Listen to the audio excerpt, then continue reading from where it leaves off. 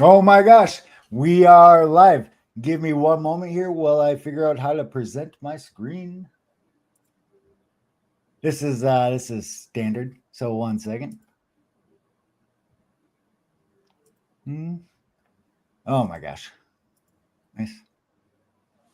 There we go. Alrighty. So welcome to Easy to Read Deep Thoughts. For this week we have our first guest ever, Rick Feuling. I used to work with Rick like I don't know what 3 years ago or so. Rick hired me as the vice president of his customer service, and that is awesome because that's essentially what we're talking about with this effortless experience. I will talk a little bit about my background, then we'll talk about Rick's background, and then we're going to get into it. What I've learned works best is if I describe a read a paragraph and then describe kind of what I was thinking. And we're making this up as we go or designing this whatever you'd call it, two people talking about the newsletter.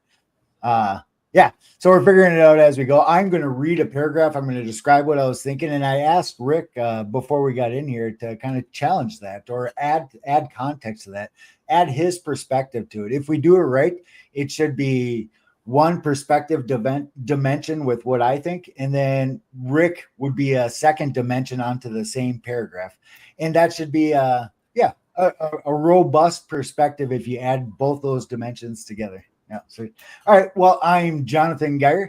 I implemented a health information exchange for the state of Minnesota. I had the opportunity to sit down and drink a cup of coffee with 30,000 veterans. That's a true story. It actually happened. It changed my life. A lot of what we're talking about now comes from the lessons I learned there, right? Like talking with so many people, and there were all different backgrounds, all different conditions. Some people were getting ready for the Olympics, and then other people were saying their goodbyes. Like and how adapting my presentation to give them the best experience.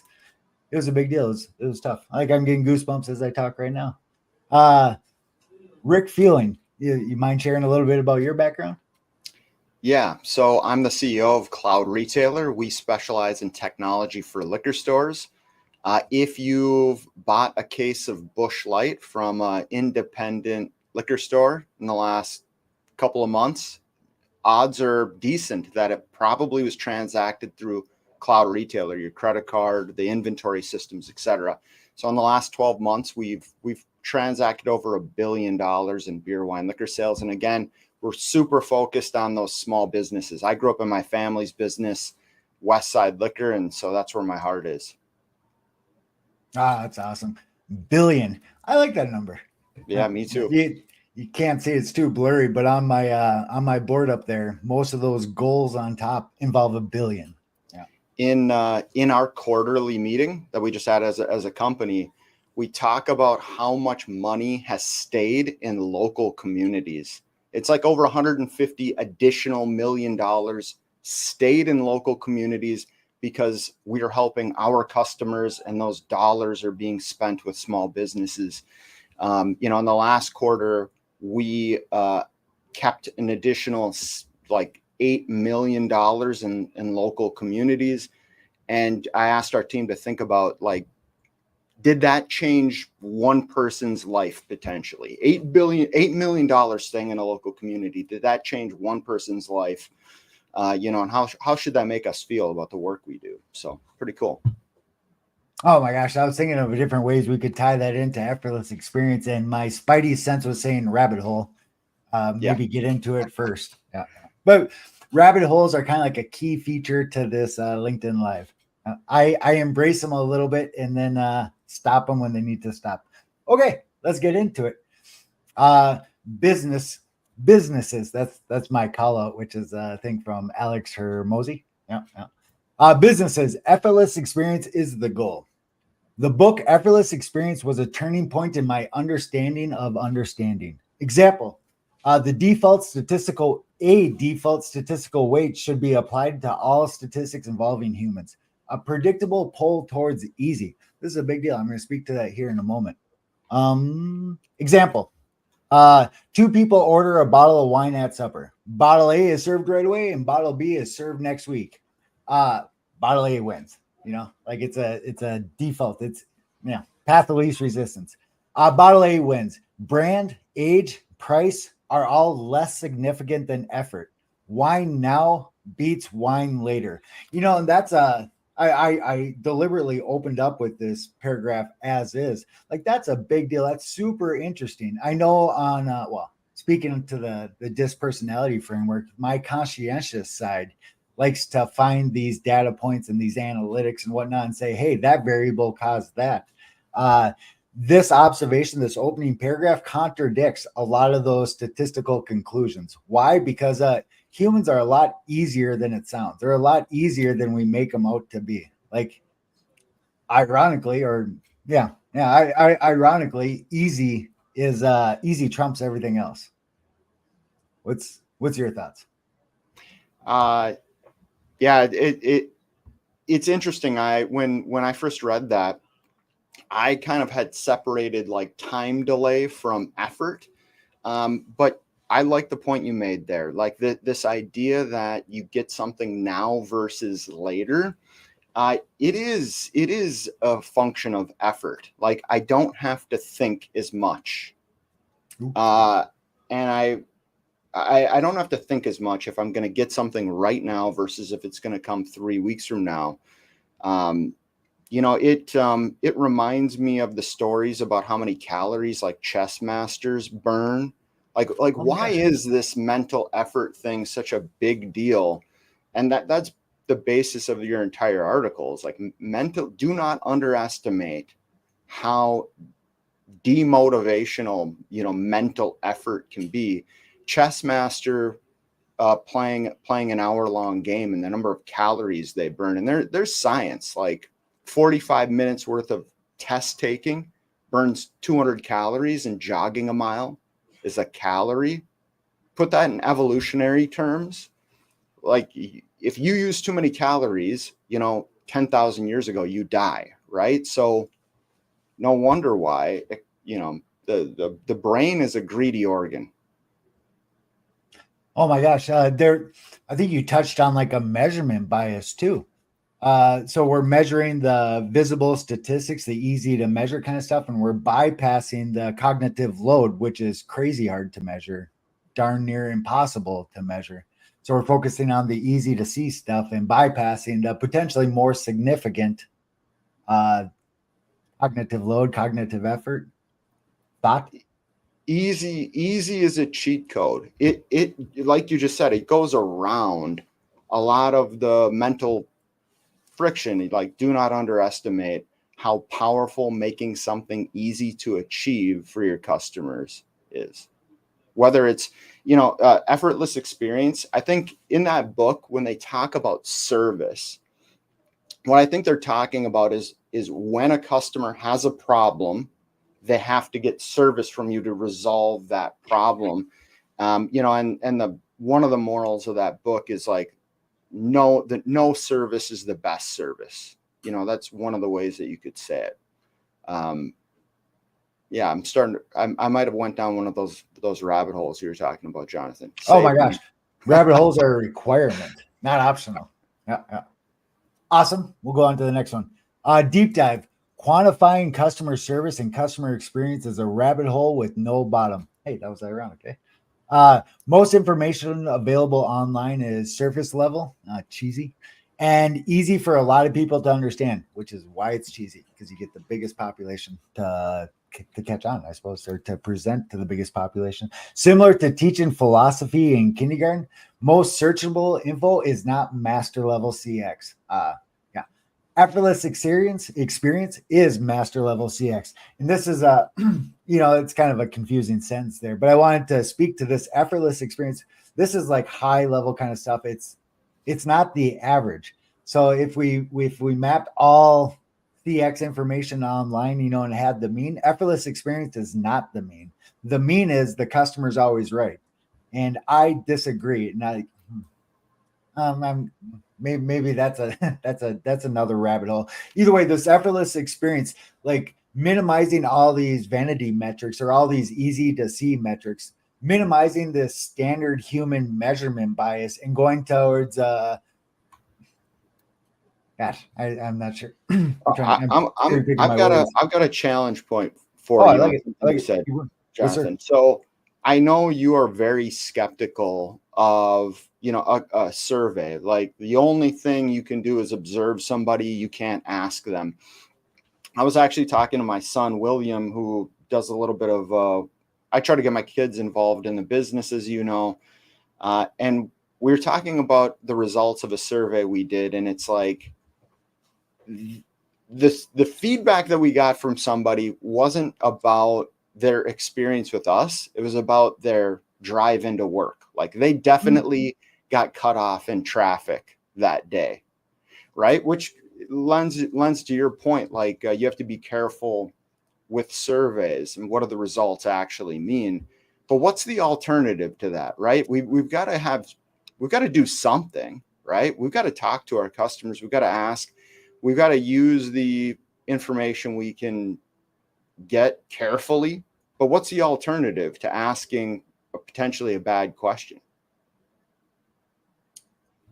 True. What I was active listening. What popped into my head is a measure of depth, and I preach about this quite a bit on LinkedIn.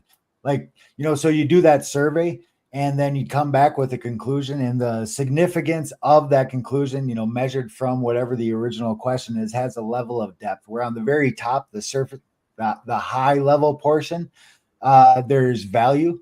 And oh my gosh, this isn't a counter argument. I guess this is me diving into a rabbit hole just a little bit, and then I'll come back up.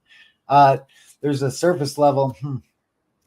The receiver of the information needs additional information to understand the information. In one of my previous posts, I spoke to the function of compartmentalized information, where you need multiple blocks for this higher level, or this some of these things to make sense. You need a few different blocks, and the risk of customer experience service. And I spend a fair amount of time bashing. Like I could take out the vast majority of billion-dollar CX companies here with what we're talking about now.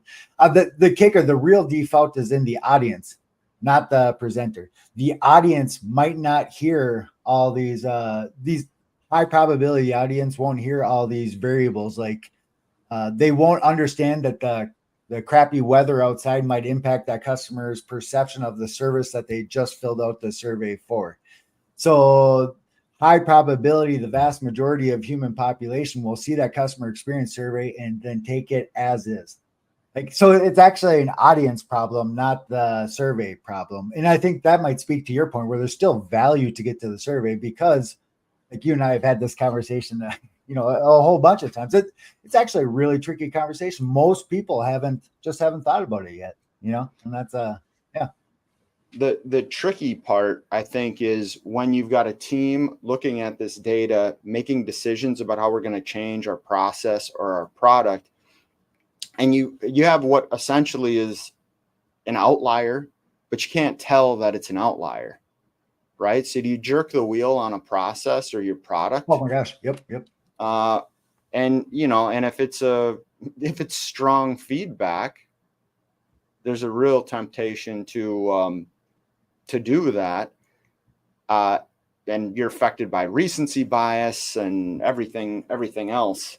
One quote that comes to mind that I'm not sure if it brings clarity to this or if it makes it more murky, but it's like a Jeff Bezos quote where he says, if the data and the anecdotes don't agree, the anecdotes are usually right. Now we're talking about Amazon, a huge company that measures data at a crazy scale, and sometimes they get some weird readings essentially, and they go talk to the customer when that happens to figure out what the hell's going on.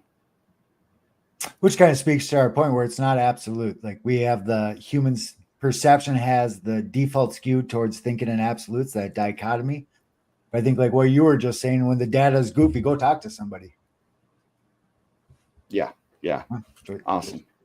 All right. Next paragraph. Why make it easy? Effortless Experience opened up my eyes to this, and now that I know what I'm looking for, I see it everywhere I look. And this, I think Rick just touched on some of that too. Like it's yeah. What? Yeah, you know what? I'm just going to keep going. Both effort and service are important in all the standard ways for all the standard reasons. A few levels above the standard perspective is another. People naturally avoid new thoughts. This is interesting. I'll speak to that in a second. Old thoughts are the path of least resistance and the path of most comfort. Old info is easier than new info. And oh my gosh, as I was writing this sentence, I think creating this sentence kind of caused another epiphany, or maybe it reframed some stuff that I was already thinking. But that is super interesting. Moving forward in my business, I'm going to think of ways to leverage that. I don't have a good example yet, but that is a big deal. Like the skew towards old information. This is what I already know. This is where I'm comfortable. This is reverse linear regression, right? Like these are all the data points before. So this is the most probable data points going forward. Old info is understood. New info is not understood. So with just, I'm not sure how to say it. I'm not sure what the label is, but by default, people will skew away from new info. And as a guy that tries to implement stuff for companies, that is super interesting because implementation is usually new info, right? So like Absolutely. that kickback. Yeah. Absolutely. And how do you deal with that? And an analogy that comes to mind is the elephant and the rider. There's some different business books out there that talk about if you're going to engineer human behavior, it's making you've got an elephant, which is like the emotional human, and then the rider, which is the logical human. And we all think that the logical person is driving. And the reality is that the little guy on top can't control the elephant. And so how do you create a path for both the elephant and the rider? Another thing that comes to mind from this paragraph is like, if you try to go get money in venture capital and you've got a new product, one of the things that a lot of people are very suspicious of, their money will not be thrown at an idea unless the reward is just enormous, where you have to create like a new market. And this is why, right? Like electric cars, like this is why it took 15 years for a good idea it's still not even mainstream now. And when you think about the calories involved and human evolution, like new information is naturally would be repulsive to people, right? For the sake of their survival. I mean, not in the modern world, but 5,000 years ago, it could be the difference between, taking the easy answer in your mind could have been the difference between life and death. Which is the foundation, like a prehistoric foundation to our current cognitive biases. And bias is the way we use the word is I feel it's not appropriate to what we're actually talking about. I picture bias like a verb, like it's a function of something. Yeah, I agree with that. Sweet. Okay. I lost my spot. Reality. Effort trumps service. That's a big deal. That's our opening paragraph, but that's both effort and service are important. Yep. In all the standard ways for all the standard reasons. A few levels above, I already read this. I'm going to keep going. A few levels above the standard perspective is another. People naturally avoid new thoughts. Old thoughts are the path of least resistance and the path of most comfort. Old info is easier than new info. Reduce new info. That's a big deal. That's like a cheat code, right? The simpler you make it, or the 5th grade level. Reduce new info increases quality of service, the perception of service. Effort, I'm going to read this next paragraph and then we'll talk. Effort is always required. No effort is impossible. Example, learning that you need something. That's effort. When we aim for an effortless experience, we're aiming for the least perceived effort from the customer's perspective. This is a big deal. The perceived part is worth the time to think about and crazy hard to measure. Which is the measurement bias we were just speaking to. It is possible increasing effort decreases the perception of effort. And that my ending sentence there is kind of confusing, and I didn't really explain it too well there. So this is a rabbit hole, but I feel like you'll catch it. Maybe you'll clarify for the audience a little, clarify my thoughts for the audience. I'm hoping you'll clarify my thoughts for the audience a little bit, but it's possible functionally, factually increasing the effort that somebody has to take might decrease the perception of the effort they just took. And that's this is the topic that we're talking about, but maybe it's another layer to the topic. Like perception trumps facts.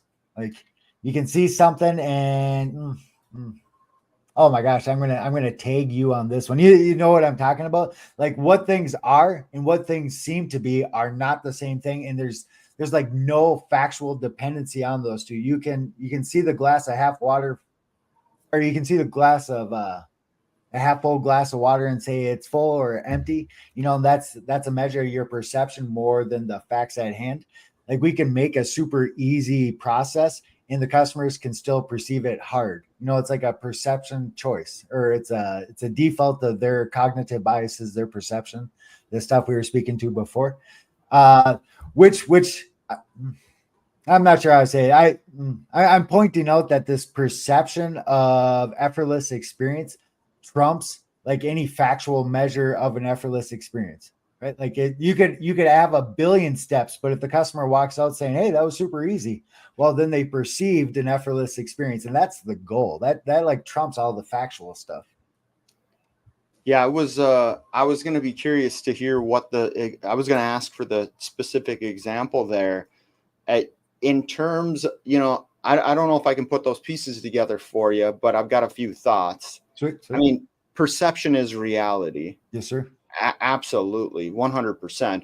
I mean, one interesting thing from the book is they talk about how customers perceive effort, and they talk about what customers have to do to resolve their issue versus how customers feel when resolving their issues. And when, you know, when this is a result of a survey, but 1/3 of it was what the customers actually had to do, and 2/3 of it was how the customer felt. So if they had two different customer service experiences, both were the same amount of quantifiable effort, the steps they had to take, the amount of time that they had to put in to actually get a resolution to their issue. But the only variable is how they felt. So for example, the person on the other end was condescending to them. That accounts for 2/3 compared to the 1/3 of actually doing. And that's interesting, right? Like words matter. And it's interesting, like why are human beings measured in this way, where the objective service experience, you could have 3 steps and 5 minutes and then get treated like crap by the customer service rep. Or you could have one that took twice as long and be 3 times as many steps, but you had somebody who was your advocate and they were positive. And they did things like used anchoring language, like, hey, this might take a half an hour. And then you get through step 1 and they say, hey, you know what? You're really good at doing this troubleshooting thing I'm helping you with. I think we can get through this in 20 minutes. Like these, if you get the right person on the other end, they can, you know, somebody could definitely perceive it as a less effortful experience compared to, you know, a bad customer service rep who objectively gets it done efficiently. There's my lifeline, Jonathan. How was that? That was good. That was good. And I think you, I'm going to take that as support to my customer experience surveys don't work statement earlier. Bam. There you go. Because it really, okay, so I'm a visual thinker and I'm picturing this as 2 gears that mesh together. One gear is the factual stuff, the survey, and then the other gear is the perception of the survey, and they both have to work. The kicker is, and this speaks to the audience portion, the flaw is not in the survey, it's in the receiver, it's in the perceiver of the survey's result. So the survey, like, who cares? Like, I shouldn't say it like that, but like surveys have value, and that's what you've always said, and you're totally right. Like they have value as long as you know how to perceive what you're seeing. I think the flaw is in both sides. Ooh, I good mean, I, call. I Yeah. agree with you that surveys are very dangerous, but since we don't have telepathy, like Not yet. it's the best, not yet. Yeah. It's the best we've got for now. But man, even, we're a small company. There's like 30 of us and we've got 500 plus, liquor store clients. And $1 billion of sales. Yeah, hell yeah. It just, you have one bad interaction with a customer, and I've got great people on my team, and even myself, you can overreact to that. Like, step away from that. Make sure you're thinking about the fact that, did they roll out of bed on the wrong side today? Or did somebody on my team, roll out of bed and they're reading? It's like getting a text message from somebody. Like, man, you can read that 5 different ways depending on the mood you're in. Which is the 2 gears, right? Like we're trying Exactly. to Yes. find The receiver and the person sending the message. oh my gosh, there's a future rabbit hole in there, like dissecting statistics in general. I've been bashing normal statistical processes here on LinkedIn. There's That metaphor of the gears, you definitely could have fun with that. They're not gears, right? Like the traction between my words coming out of my mouth and what you're hearing, like it is not like freaking gears. It's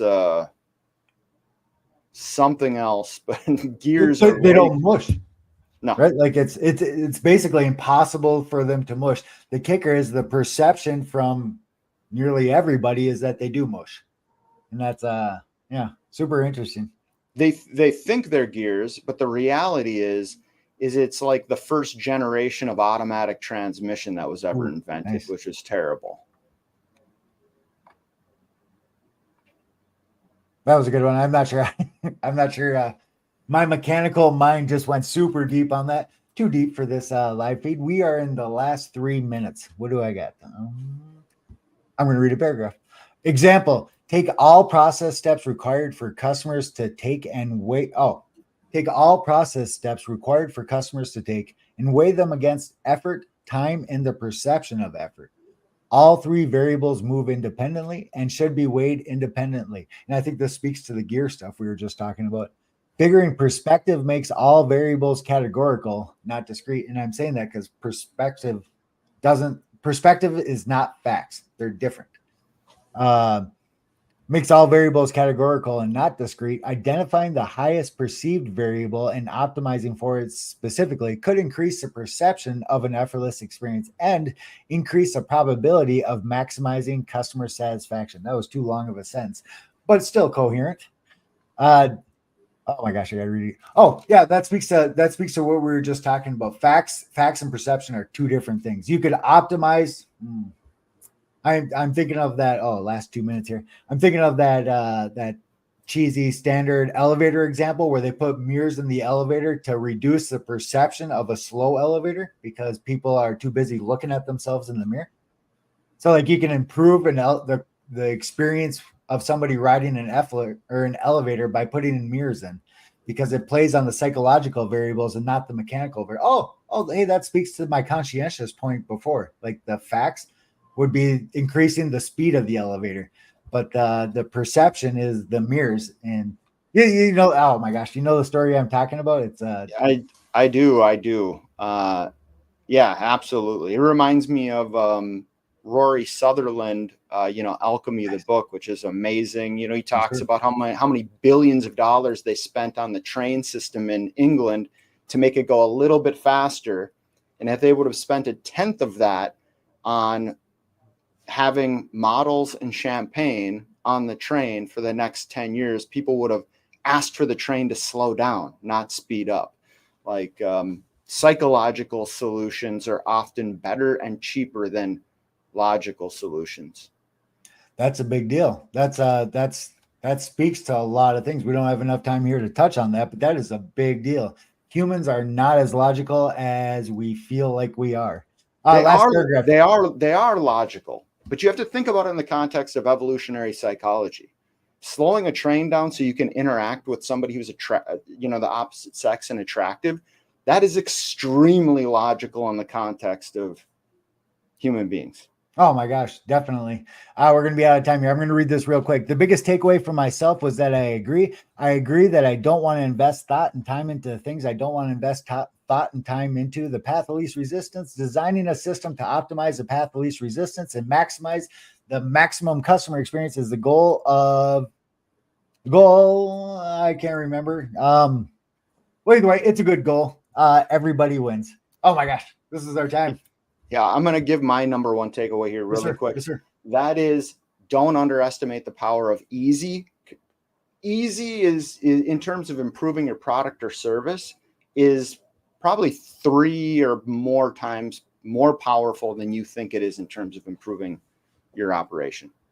Oh my gosh, it makes all the difference in the world. This was awesome, Rick. Thank you. See ya. Awesome.